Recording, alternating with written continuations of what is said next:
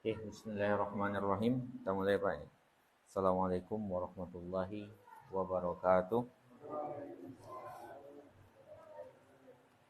Alhamdulillahirabbil alamin alladzi an'amana bi ni'matil imani wal islam. Asyhadu an la ilaha illallah wahdahu la syarikalah wa asyhadu anna Muhammadan abduhu wa rasuluh. Wassalatu wassalamu ala Rasulillah wa ala alihi wa ashabihi wa man tabi'ahu bi ihsanin ila yaumiddin, amma ba'du. Rabbi shrah li sadri wa yassir li amri wahlul 'uqdatam min lisani yafqahu qawli. Bapak-bapak, ibu-ibu sekalian, jamaah salat maghrib Masjid Al-Ikhlas yang dirahmati Allah Subhanahu wa taala, alhamdulillahirabbil alamin.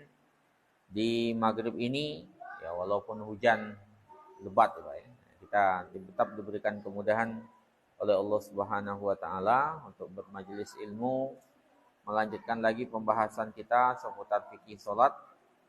Yang di malam hari ini insyaallah kita membahas tentang sujud tilawah, kemudian sujud syukur dan sujud sahwi. Ya, insyaallah kalau waktunya cukup.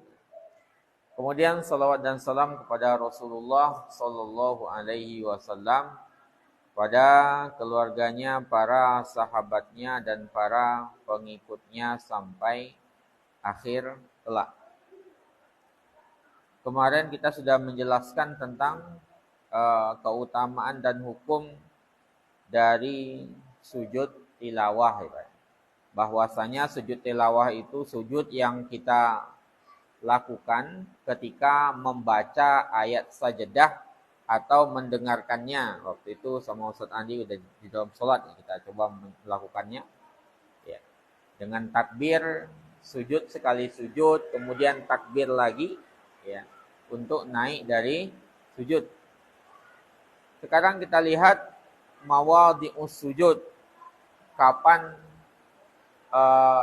saja atau di mana saja posisi ayat-ayat sajadah di dalam Al-Qur'anul Karim. Jadi dalam Al-Qur'anul Karim itu Pak, terdapat ayat sajadah itu 15 ayat sajadah. Jadi kalau kita melewati salah satunya saja, itu kita disunnahkan untuk sujud sajadah. Ya, sujud sajadah. Dalam riwayat Amru bin As itu menjelaskan Rasulullah Shallallahu Alaihi Wasallam itu menetapkan ya, membacakan ayat sajadah itu 15 ayat sajadah di dalam Al-Qur'anul Karim. 13 di surat Mufassal tersendiri atau Mufassal Qisar dan Tiwal, yang duanya ada di surat Al-Hajj.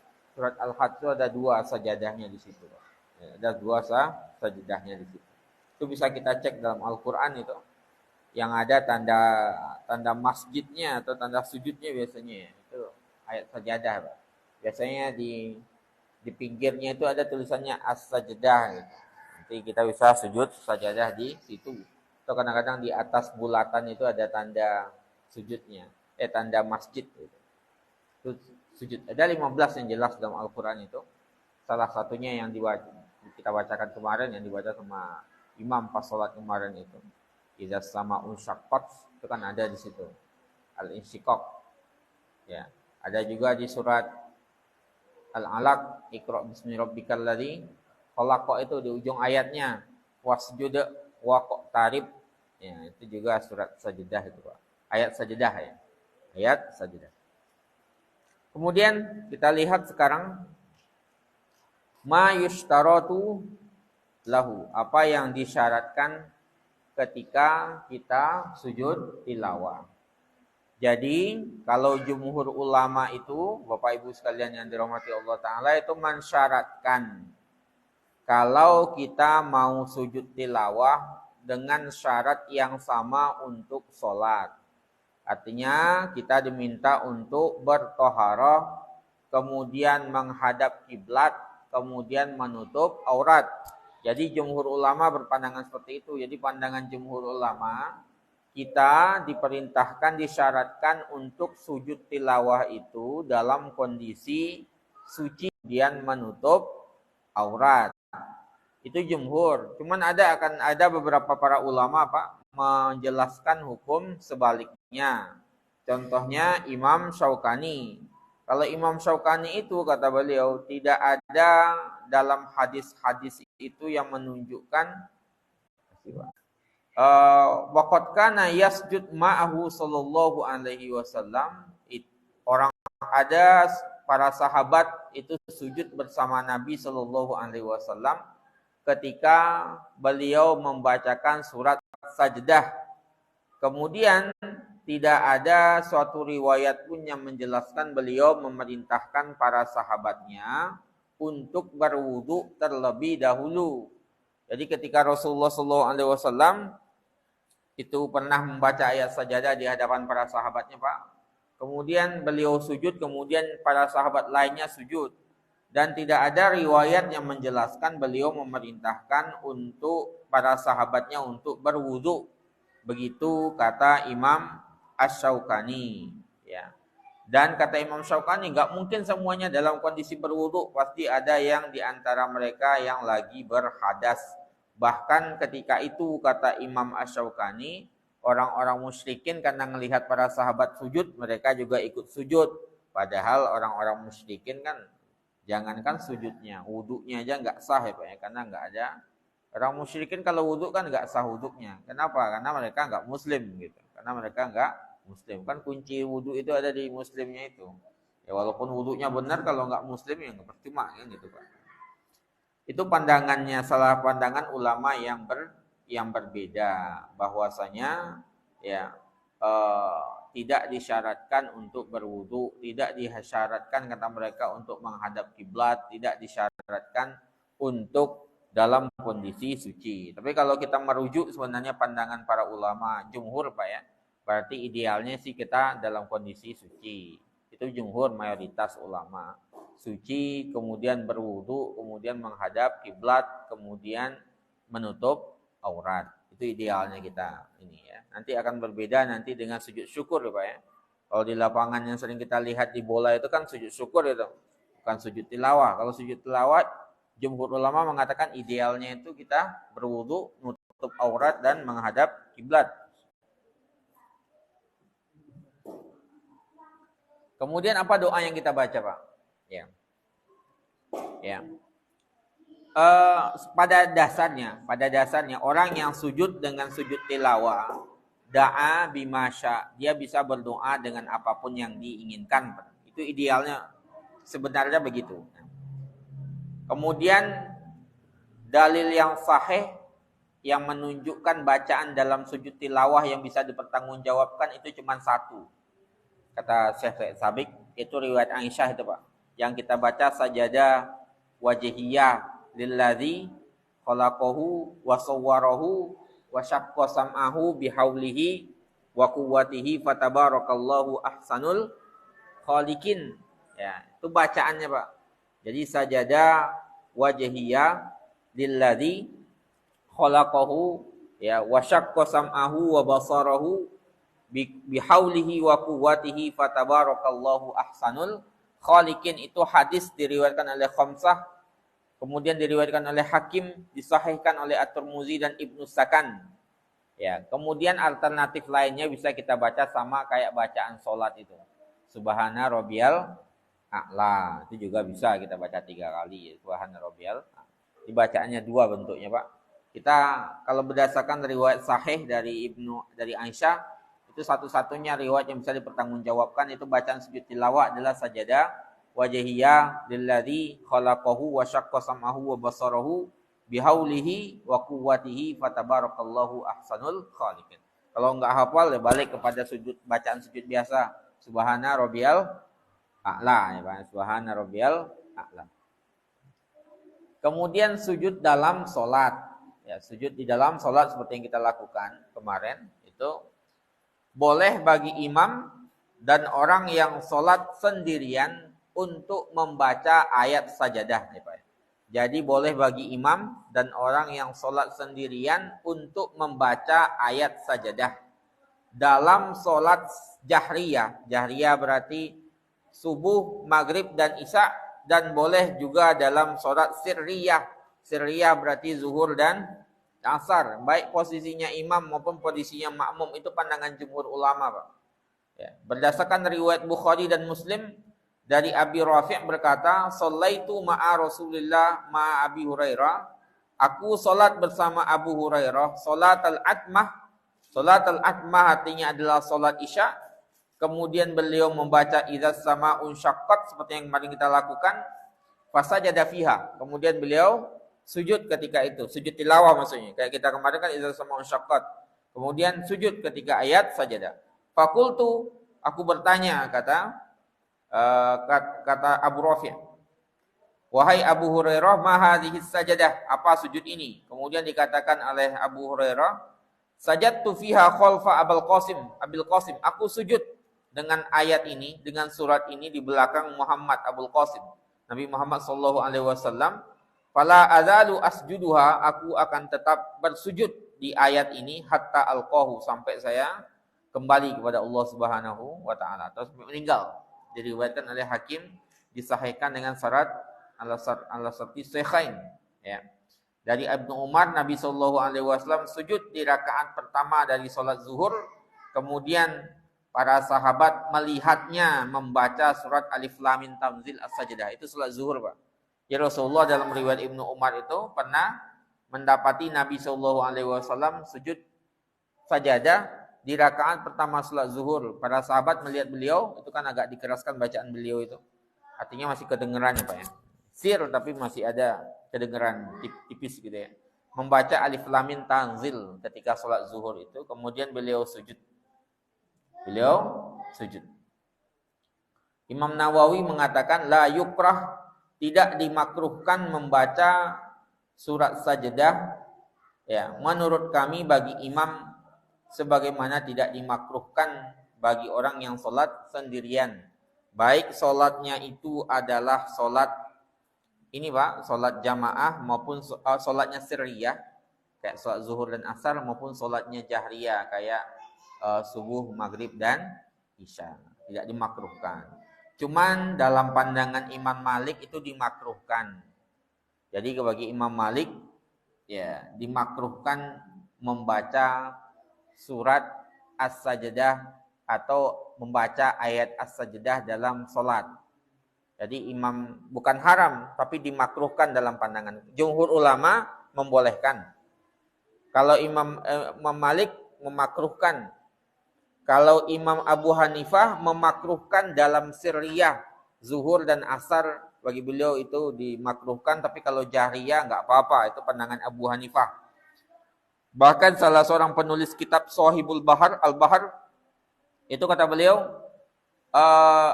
disunnahkan mengakhirkan sujud sampai salam agar tidak yuhawwish, tidak menimbulkan keraguan bagi para makmum. Tapi memang idealnya itu, Pak, kita mengambil pendapat yang benar, membolehkan gitu ya. Kayak kemarin itu sebenarnya disampaikan kepada para makmum bahwasanya kita imam menyampaikan kita akan sujud tilawah, sehingga para makmum itu enggak terkejut, Pak ya. Enggak terkejut, nanti disangkanya kita mau ruku padahal mau sujud ya. Jadi idealnya memang pandangannya adalah pandangan jumhur yang membolehkan dibaca kapanpun, mau sholatnya jahriyah atau sirriyah, berjamaah atau sendirian, tapi ya, salah satu bentuknya adalah disampaikan. Jadi disampaikan kepada para makmum, kita mau sujud sajadah gitu, biar mereka bersiap-siap gitu. Itu idealnya. Jadi sujud dalam sholat sujud membaca ayat sajadah atau sujud sajadah atau sujud tilawah itu dalam sholat itu hukumnya enggak ada masalah sama sekali, ya. Baik kita menjadi imam maupun munfarid, jahriyah maupun sirriyah, ya. Cuman perlu dihindari tahwish tadi. Tahwish artinya membuat jamaah ragu, makanya perlu disampaikan sebelum kita mau melakukan sujud tilawah itu, biar makmum bersiap-siap. Karena kayak Imam Malik dan Imam Abu Hanifah memakruhkan karena khawatir jamaah salah tangkap, salah paham dari apa yang dilakukan oleh imam gitu. Para imam. Itu yang keenam. Kemudian yang ketujuh, tadakhul as-sajadat. Tadakhul as-sajadat artinya kita membaca sajadah, kemudian teman sebelah kita dengar juga membaca ayat sajadah. Kan sunnahnya bukan saja membaca ya, ketika mendengar ayat sajadah juga disunnahkan untuk bersujud. Nah, kalau kita mendengar berkali-kali seperti itu gimana, apa yang harus kita lakukan? Tatadakhal as-sajadat wa yasjud sajadatan wahidah. Ya. Sajadah yang berkali-kali maka cukup disujudkan sekali saja. Jadi kita mendengar banyak orang ini baca ayat sajadah, ini banyak orang kayak di santri misalnya di pondok itu, Pak. Itu kalau kan baca sajadah kan banyak itu misalnya pas Jumat pas lagi baca bareng itu. Baca.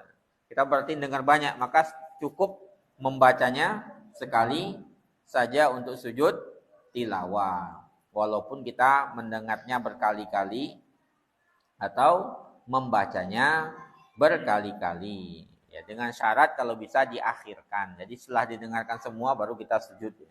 Jadi enggak sekali sujud. Kecuali sudah sujud di awal, maka kalau sudah sujud di awal, sebagian ulama mengatakan cukup sekali itu, sebagian mengatakan diulang sekali lagi untuk menutupi yang baru itu. Itu. Jadi idealnya sekali saja. Kalau berkali-kali. Itu yang ketujuh. Yang kedelapan, qadha. Qadha, mengqadha sujud tilawah. Jumhur ulama mengatakan disunnahkan sujud setelah membaca ayat sajadah atau mendengarnya. Ya. Kalau memungkinkan. Kalau seandainya ya diakhirkan, maka boleh diakhirkan asalkan jaraknya enggak jauh. Kita bacanya ayat sajadahnya sekarang, kemudian tanpa uzur kita tunda nanti aja di akhir sholat, di akhir ini misalnya mendekati sholat isya, itu berarti sudah terlalu jauh jaraknya, ya, terlalu jauh jaraknya. Kita bisa mengqadhanya itu, kita misalnya membaca sekarang, kemudian tidak memungkinkan untuk sujud, nanti bisa diakhirkan. Asalkan memang dalil penyebabnya itu adalah syar'i. Kalau enggak syar'i jangan. Intinya kalau bisa setelah membaca ayat sajadah itu kita takbir, sujud, takbir lagi, naik ya. Bedanya itu nanti dengan sujud syukur Pak. Kalau sujud tilawah ketika kita membaca takbir, sujud, naiknya takbir lagi. Takbir lagi. Itu masalah sujud tilawah Pak. Jadi bacaan yang perlu kita ingat adalah bacaannya tadi apa? Sajadah wajhiyah lilladzi khalaqahu wa sawwarahu ya Pak. Khalaqahu wa syaqqa samahu wa basarahu bihaulihi wa quwwatihi fatabarakallahu ahsanul khaliqin. Insyaallah. Itu masalah sujud tilawah Pak. Sekarang kita masuk di sujud syukur ya. Sujud syukur sering kita lihat ya, sering kita lihat acara kalau orang main bola ya Pak ya. Banyak sujud syukurnya. Sekarang kita membahas masalah sujud syukur itu Pak. Jadi mayoritas para ulama berpandangan sunnahnya sujud syukur bagi orang yang mendapatkan nikmat yang baru ya Bu. Nikmat yang baru atau dihindarkan dari musibah. Jadi kita terhindar dari musibah itu sujud syukur. Atau kita mendapatkan nikmat yang baru itu sujud syukur. Nah, ada riwayat dari Abi Bakrah bahwasanya Nabi sallallahu alaihi wasallam idza atahu amrun yassarahu, kalau datang perkara yang yasurruhu, membuat beliau bergembira, au busyira bihi, atau beliau dikasih kabar yang menyenangkan, kharra sajidan syukran lillahi azza wa jalla, beliau langsung sujud bersyukur kepada Allah Subhanahu wa ta'ala. Itu diriwayatkan oleh Abu Daud, Pak, Ibnu Majah, Tirmizi dan dihasankannya.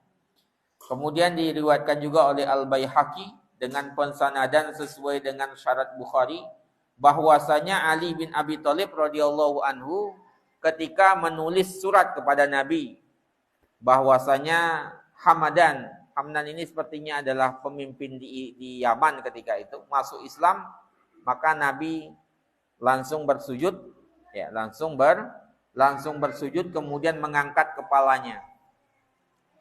Sujud syukur, Pak, ya. Kemudian beliau mengangkat kepalanya, kemudian beliau mengatakan Assalamu ala Hamdan, Assalamu ala Hamdan, keselamatan bagi Hamdan, keselamatan bagi Hamdan. Ya. Kemudian dari riwayat lainnya, Pak, menceritakan dari riwayat Abdurrahman bin Auf bahwasanya Rasulullah Shallallahu Alaihi Wasallam suatu hari keluar dari rumah beliau pergi, fattaba'tuhu, kata Abdurrahman, saya ikuti Rasulullah itu. Hatta dakhala nakhlan, kemudian beliau masuk ke kebun korma. Fasajada fa'atolas sujud, beliau sujud di situ. Di kebun korma itu, Pak, sujud lama sekali. Fa'atolas sujud hatta khiftu an yakunallahu qad tawaffahu. Sampai saya khawatir, kata Abdurrahman bin Auf, sujudnya saking lamanya, saya kira itu meninggal. Saya kira meninggal, kata Abdurrahman bin Auf. Maka faji'tu anzuru, maka saya mendatangi untuk melihat lebih dekat. Ini beliau meninggal apa enggak gitu. Karena saking lamanya sujud di empat korma itu, Pak. Kemudian beliau melangkat kepalanya. Malaka ya Abdurrahman, ada apa wahai Abdurrahman? Gitu. Disangkanya meninggal, ternyata diangkat oleh Rasulullah. Saya masih gitu. Ada apa wahai Abdurrahman? Gitu. Kemudian disebutkan oleh Nabi Sallallahu Alaihi Wasallam, ya, Inna Jibrila alaihi salam qala li, ya, sesungguhnya Jibril alaihi salam mengkabarkan kepadaku, ya, qala li ala ubasyiruka, maukah engkau aku beri kabar gembira, innallaha azza wa jalla, sesungguhnya Allah azza wa jalla, yaqulu laka, berfirman kepadamu, berkata kepadamu, man shalla alaika, siapa yang berselawat kepadamu, shallaitu alaihi, maka aku berselawat kepadanya. Wa man sallama alaika, siapa yang mengucapkan salam kepadamu, sallamtu alaihi, maka aku mengucapkan salam kepadanya, mendoakan keselamatan baginya. Jadi Nabi, Pak, diberi kabar gembira oleh Jibril, siapa yang berselawat kepadamu, aku berselawat kepadanya. Siapa yang mendoakan keselamatan bagimu, aku, ya, mendoakan atau memberikan keselamatan baginya. Maka Nabi sujud syukur karena diberikan kabar gembira seperti itu. Pahala yang luar biasa dari Allah Subhanahu wa taala. Fasajadtu lillahi azza wa jalla syukran, kata beliau. Aku bersujud kepada Allah Subhanahu wa taala sebagai bentuk syukur. Kemudian riwayat lainnya juga, Pak, diceritakan, ya. Ka'ab bin Malik ketika dikasih tahu bahwasanya tobatnya diterima, Ka'ab bin Malik itu enggak ikut dalam perang, Pak. Dalam perang apa ya? Salah satu perang itu enggak ikut beliau, ya, bersama beberapa dua orang sahabat lainnya kalau saya enggak salah itu. Khandak ya saya? Tabuk ya. Nah, perang Tabuk, mungkin perang Tabuk ya. Tabuk itu beliau enggak ikut. Sebenarnya ada uzur sebenarnya, tapi karena enggak ikut gitu. Karena dia seorang beriman, Nabi mau hukumnya. Dihukum enggak diasingkan, Pak, istilahnya. Enggak diajak bersosial. Jadi seolah-olah semuanya orang enggak kenal sama dia. Ya, ketemu sahabat ini seolah-olah enggak kenal semuanya. Dihukum lama itu dihukumnya. Sampai Ka'ab bin Malik ketika itu merasa sampai sebulan itu. Ka'ab bin Malik itu merasa ketika itu dunia itu sempit gitu. Lebih baik meninggal daripada kondisi seperti itu, kira-kira gitu. Dia dipisahkan dari masyarakat, kira-kira itu, Pak. Nah, sampai akhirnya datang wahyu yang menjelaskan diterimanya taubatnya, kemudian dia bersujud syukur ketika itu. Ya, sebenarnya kenapa yang dihukum cuman Ka'ab bin Malik, ya karena beliau yang beriman. Kalau orang munafik dihukum kayak gitu itu enggak ngaruh, Pak. Makanya Abdullah bin Ubay bin Salul itu walaupun membuat beberapa banyak pasukan kaum muslimin ketika itu enggak jadi ikut perang, kan dibiarkan saja sama Rasulullah SAW. Karena orang munafik itu enggak bermanfaat dikasih hukuman kayak gitu.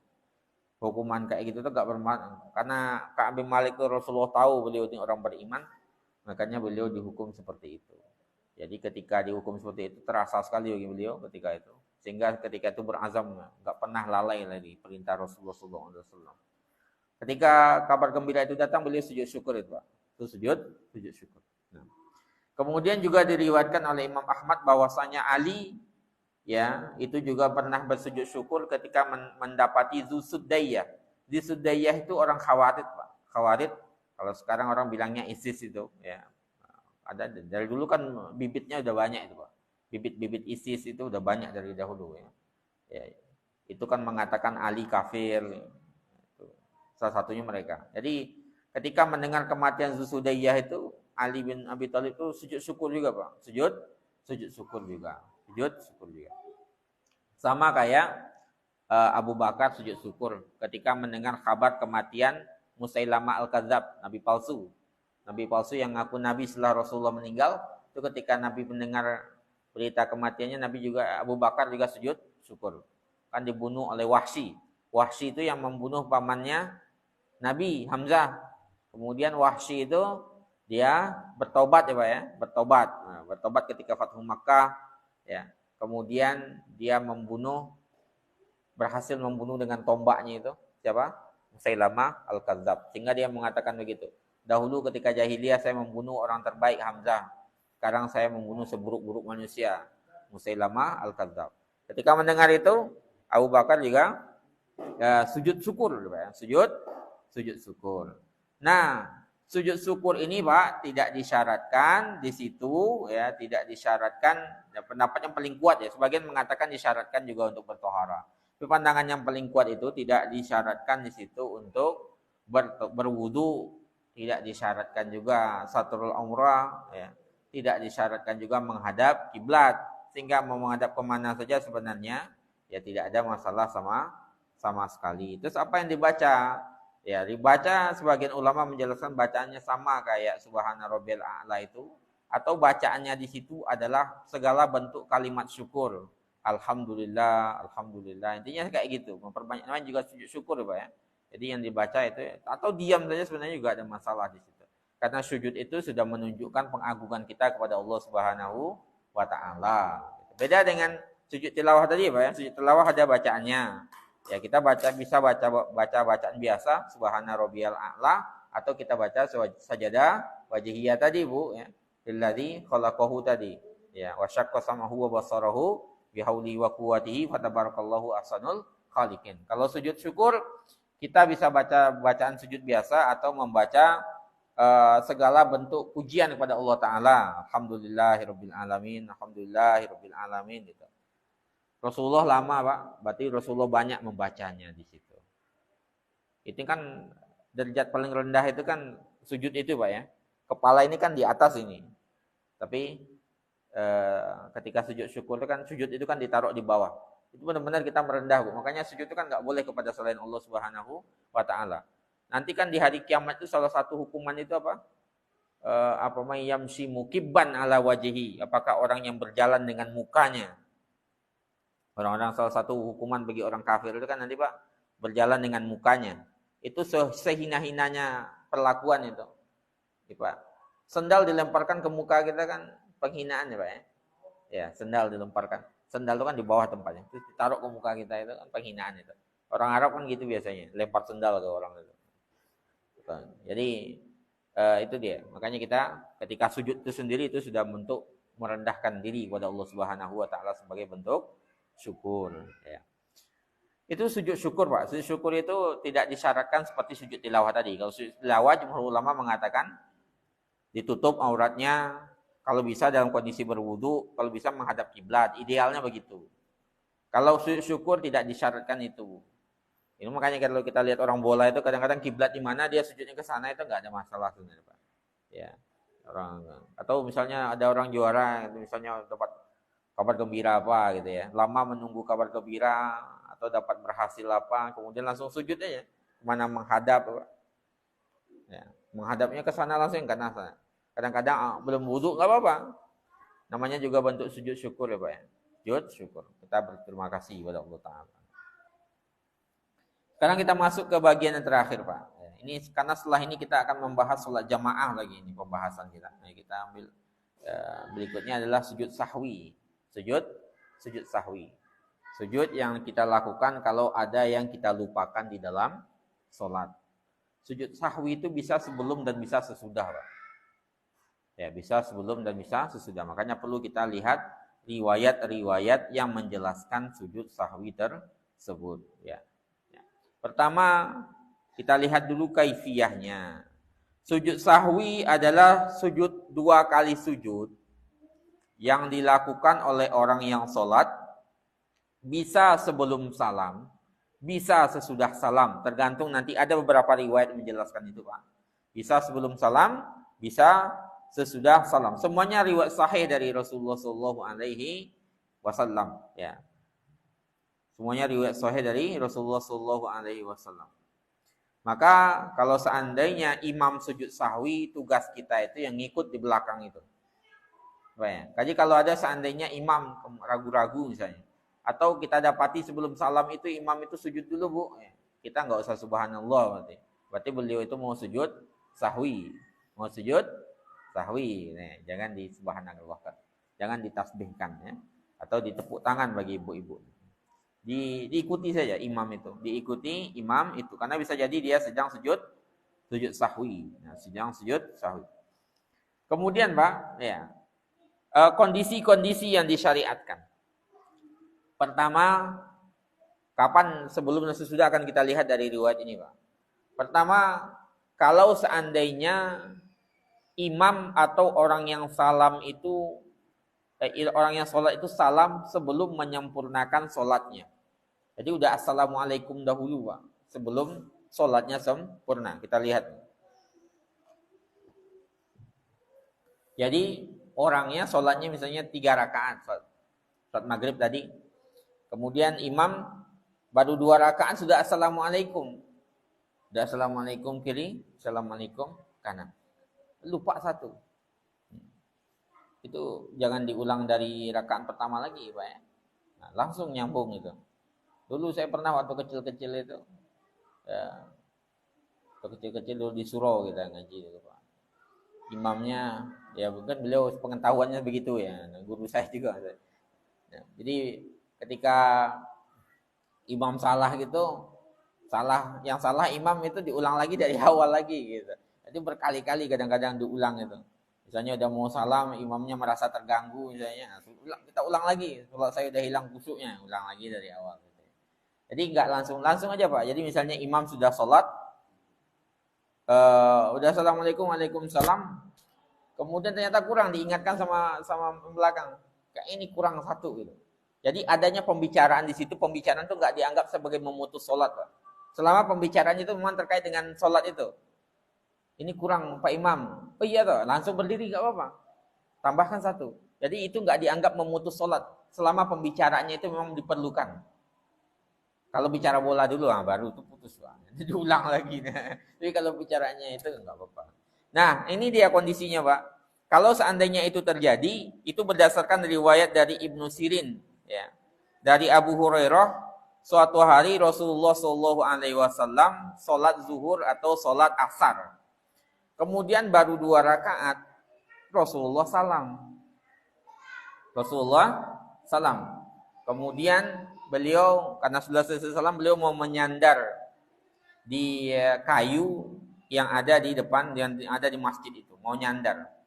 Ya, beliau kayaknya lagi ada emosi di situ.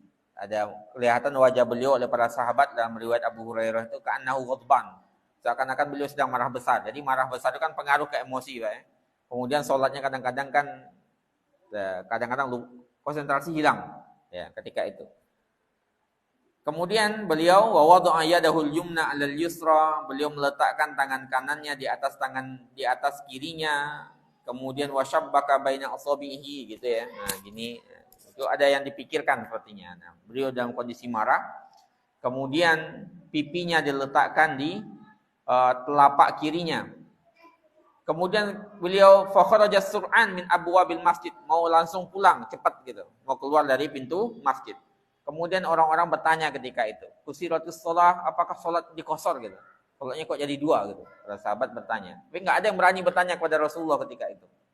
Enggak ada yang berani bertanya kepada Rasul. Di tengah-tengah mereka itu ada Abu Bakar dan Umar. Cuman enggak ada yang berani bertanya kepada Rasulullah ketika itu. Kan orang pada takut ya. Bukan takut sebenarnya, Pak. Segan dengan Rasulullah sallallahu alaihi wasallam. Keduanya enggak berani. Abu Bakar dan Umar enggak berani bertanya kepada Rasulullah. Karena Rasulullah ketika itu muka beliau muka marah gitu. Ada masalah sebenarnya. Beliau mungkin pikirkan pas sholat itu sehingga sholatnya menjadi 2 rakaat. Cuman ada seorang sahabat namanya Pak Zulyadain. Sahabat dikenal dengan nama Zulyadain berani bertanya, "Ya Rasulullah, wahai Rasulullah, anasita am kusiratis shalah?" Ini wahai Rasulullah, engkau lupa atau sholatnya memang dikosor? Ya, sholatnya dikosor. Kata Rasulullah, lam ansa, saya enggak lupa, walam tuksor, dan enggak dikosor juga. Ya. Kemudian Rasulullah bertanya kepada para sahabat yang ada di situ, akama yaqulu Zulyadain, benar enggak yang disampaikan oleh Zulyadain tadi? Salatnya itu cuma 2 dikosor. Kata para sahabat lainnya, iya ya Rasulullah. Kemudian Rasulullah langsung maju lagi, Pak. Fasalla ma taraka. Beliau menyempurnakan yang tertinggal. Berarti tinggal berapa lagi, Pak? 2 rakaat. Tapi ada dialog kan di situ, Pak ya. Ada dialog. Dialognya masih ada terkait dengan salat. Jadi bukan berarti terputus, Pak. Jadi Rasulullah duduk langsung mau pergi, ditanya sama para sahabat, nggak ada yang berani tanya Zulyadain, ya Rasulullah itu soalnya dikosor apa bukan? Kata Rasulullah enggak. Gitu. Rasulullah bertanya kepada yang lain mengiyakan. Kemudian Rasulullah langsung Pak menyempurnakan, menambah 2 rakaat, kemudian salam. Nah setelah salam itu barulah beliau takbir, sujud, naik lagi, sujud lagi, takbir lagi, kemudian baru ya, kemudian salam setelahnya. Salam tadi udah ya. Summa kabbara wa sajada misla sujudihi. Beliau takbir, kemudian seperti sujudnya, sujud seperti sujud sebelumnya, au atwal atau lebih lama, kemudian mengangkat kepalanya, wa kabbara, ya, kemudian takbir, summa kabbara, kemudian takbir wa sajada, dan sujud seperti sujudnya, au atwal minhu atau lebih lama, summa rafa'a ra'sahu, kemudian mengangkat kepalanya tanpa salam karena sudah salam tadi berarti. Jadi sujud, naik lagi, sujud lagi 2 kali, kemudian naik lagi, sudah selesai tanpa salam karena dia setelah salam. Jadi ketika sholatnya sholatnya itu salam sebelum sempurna, maka sujudnya itu adalah setelah salam. Ya, 2 kali sujud tapi setelah salam. Ya, 2 kali sujud. 2 kali sujud itu posisi pertama itu, Pak. Jadi posisi pertama kalau seandainya kita imam atau kita salam sebelum waktunya salam. Kayak sholat maghrib baru 2 rakaat langsung salam. Kemudian lupa gitu ya. Kemudian diingatkan makmum langsung tambah 1 kan lagi. Kemudian assalamualaikum, waalaikum. Kemudian setelah itu sujud 2 kali sujud. Nah, karena itu bukan lupa, karena udah salam duluan. Kalau lupa nanti lain lagi ceritanya, Pak. Nanti kita lihat di sini.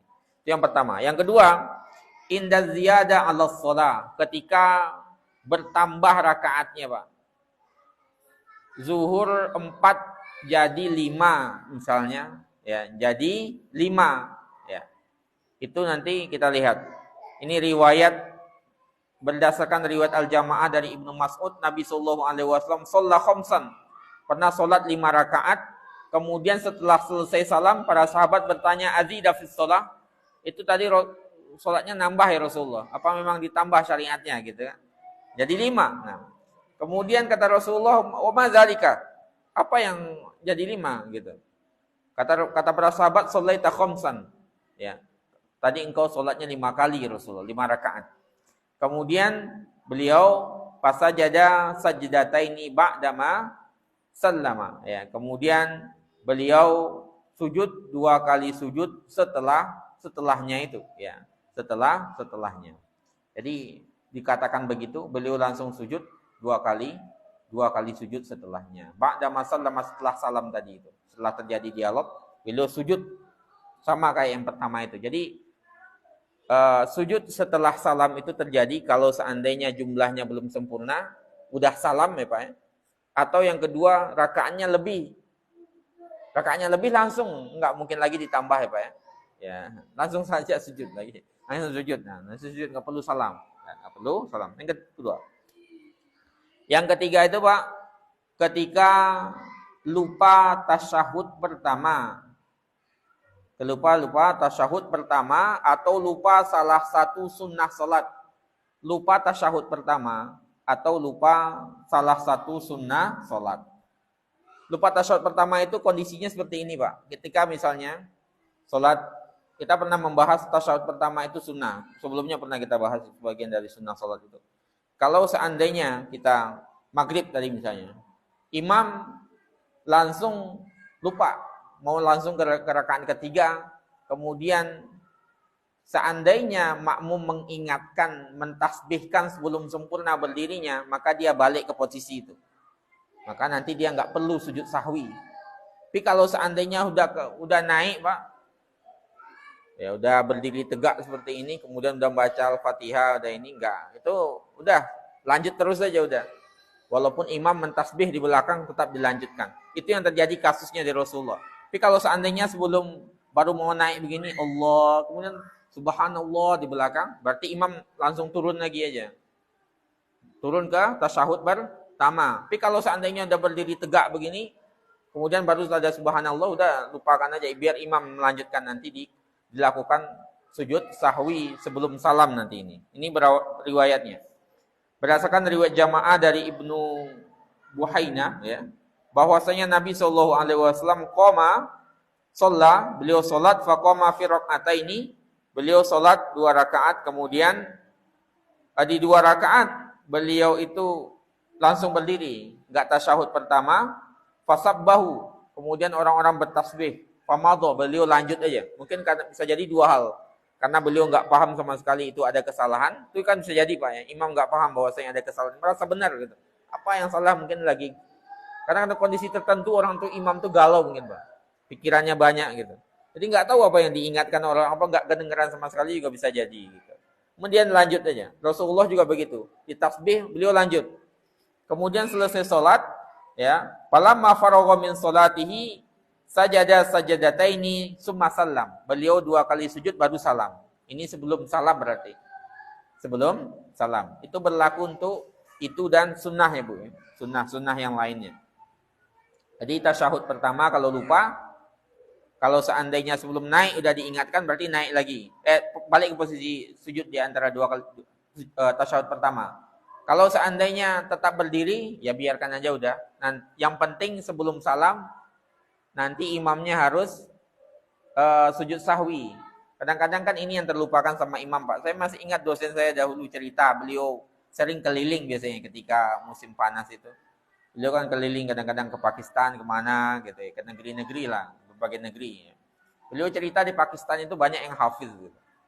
Para pembaca Al-Quran banyak, menjadi imam. Tapi ketika sujud sahwi, seharusnya sujud sahwi, mereka nggak sujud sahwi. Kenapa? Karena nggak diilmui mereka itu. Dan rata-rata kita bisa bertanya kepada orang-orang, sebagian mungkin besar di antara kita itu nggak paham sujud sahwi itu Pak. Kapan dilakukan, apakah sebelum atau sesudah, itu kan sering kasus seperti itu. Ya, sering seperti itu. Kadang-kadang dibiarkan aja padahal sebenarnya nggak ada masalah juga sujud sahwi itu dilupakan juga. Sebagian ulama menjelaskan nggak ada masalah, tapi idealnya sujud sahwi itu dilakukan gitu untuk menyempurnakan sholat itu. Nah itu Pak, jadi sebelum sholat. Ya, orang yang lupa seperti itu. Nah, jadi idealnya dalam hadis dikatakan, ya dalam hadis ini dijelaskan orang yang lupa duduk tasyahud pertama, kemudian ingat sebelum dia menyempurnakan berdiri, jadi mau berdiri, kemudian ingat atau ditasbihkan mayang, langsung duduk. Ya, langsung duduk. Kalau seandainya sudah menyempurnakan berdirinya, berarti dia melanjutkan, kemudian nanti baru dia 2 kali sujud sebelum salam, ya, sujud sahwi.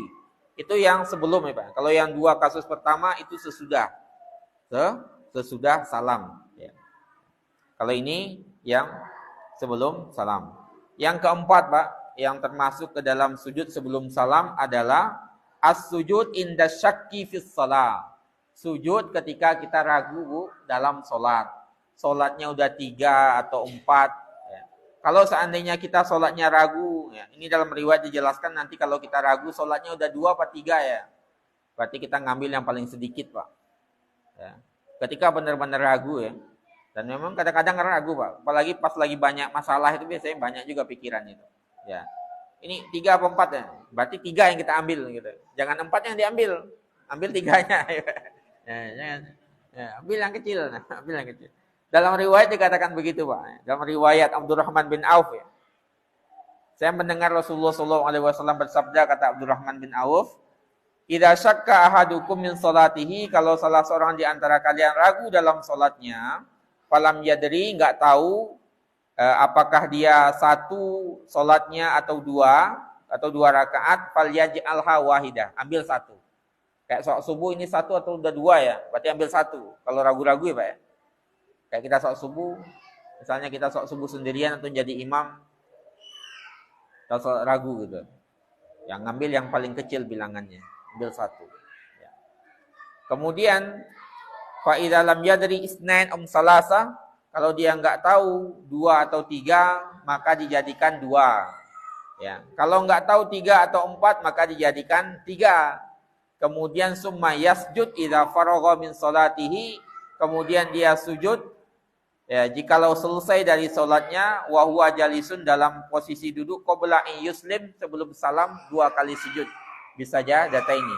Jadi kalau meragu itu Pak, ragu jumlah bilangan rakaat salat, maka sujudnya adalah sebelum salam, dan diambil yang mana?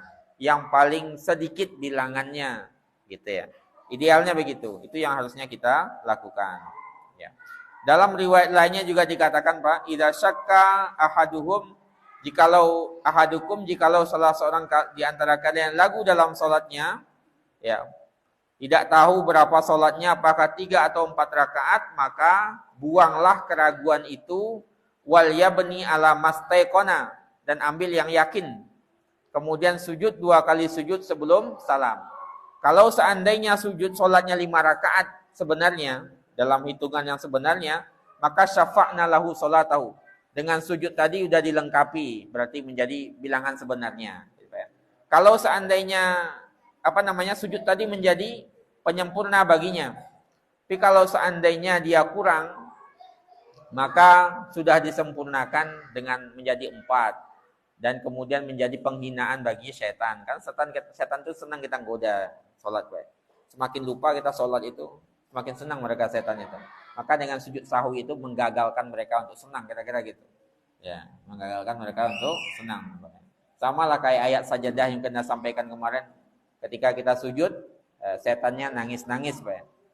Mereka disuruh sujud kepada Nabi Adam, nggak mau, kita diperintahkan sujud kepada Allah Ta'ala, langsung sujud. Ya. Mereka menjadi ahli neraka, kita tidak mau mengikuti mereka. Kira-kira itu Pak pembahasan kita di malam hari ini. Ya, ini kayaknya udah masuk juga waktu ya. Seharusnya udah masuk waktu ini Pak. Nggak tahu. Iya. 9:11 sekarang. Kayaknya udah masuk waktu ini. Insya Allah di pertemuan selanjutnya kita masuk di pembahasan baru Pak. Mengenai sholat jamaah insya Allah. Sholat jamaah dan segala turunan-turunannya, sholat jamaah, keimamahan, tata cara sholat jamaah, ya, semuanya akan kita bahas nanti di bagian selanjutnya, insyaallah. Kita cukupkan demikian Pak. Kita, okay? Oh iya, insyaallah lupa. Ya, kita ini Pak ya, berdoa untuk salah seorang jamaah kita, ya, Pak Junaidi saja. Nah, mudah-mudahan beliau diberikan kesembuhan oleh Allah Subhanahu Wa Taala. Mari kita beristighfar Pak 3 kali, ya. Astaghfirullahalazim, astaghfirullahalazim, astaghfirullahalazim. Hamdan syakirin, hamdan na'imin, hamdan ni'amahu wa yukafi'u mazidah. Ya Rabbana lakal hamdu kama yanbawi li jalali wajhika wa 'azimi sultanik. Allahumma ighfir lana dzunubana wa liwalidayna warhamhuma kama rabbayana shighara wa li jami'il mu'minina wal mu'minati wal muslimina wal muslimat al-ahya'i minhum wal amwat wa tabi' bainana wa bainahum bil khairat. Rabbi ighfir warham wa anta khairur rahimin. La haula wa la quwwata illa billahil aliyyil azim. Allahumma rabban nasi azhibil ba'sa ishfi Bapak Junaidi syifaan ajilan syifaan la yughadiru saqama. Allahumma rabban nasi azhibil ba'sa ishfi Bapak Junaidi syifaan ajilan syifaan la yughadiru saqama. Allahumma rabban nasi azhibil ba'sa ishfi Bapak Junaidi syifaan ajilan syifaan la yughadiru saqama. Rabbana atina fid dunya hasanah wa fil akhirati hasanatan wa qina adzabannar. Walhamdulillahi rabbil alamin. Assalamualaikum warahmatullahi wabarakatuh.